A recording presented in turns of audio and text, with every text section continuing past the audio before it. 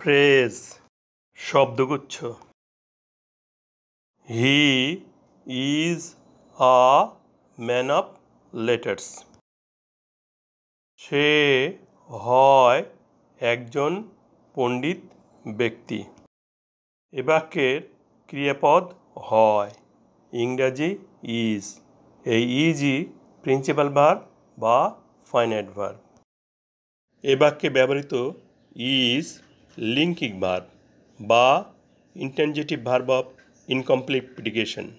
ইন্টেনজেটিভ ভার্বের বৈশিষ্ট্য হল সাবজেক্ট ও ভার্ব মিলে বাক্যের অর্থ পূর্ণ করতে পারে, কিন্তু বি ভার্ব ইজ সাবজেক্ট ও ভার্ব মিলে বাক্যের অর্থ পূর্ণ করতে পারে না।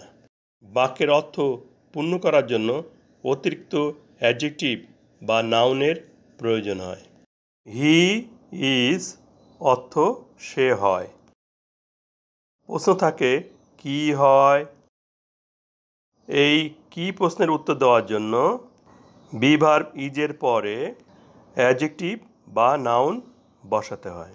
এখানে লিঙ্কিং ভার্ব ইজ এর অর্থ পূর্ণ করার জন্য একটি নাউন ফ্রেজ বা শব্দগুচ্ছ এ ম্যান অফ লেটার্স গ্রহণ করেছে।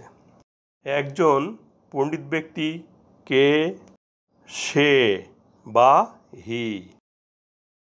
অর্থাৎ এ ম্যান অফ লেটার্স বা একজন পণ্ডিত ব্যক্তি হি বা সেকে নির্দেশ করছে। এই জন্য এ ম্যান অফ লেটার্স বা একজন পণ্ডিত ব্যক্তি সাবজেক্টিভ কমপ্লিমেন্ট।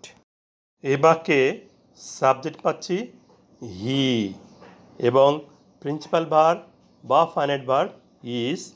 তাহলে এটি সিম্পল সেন্টেন্স।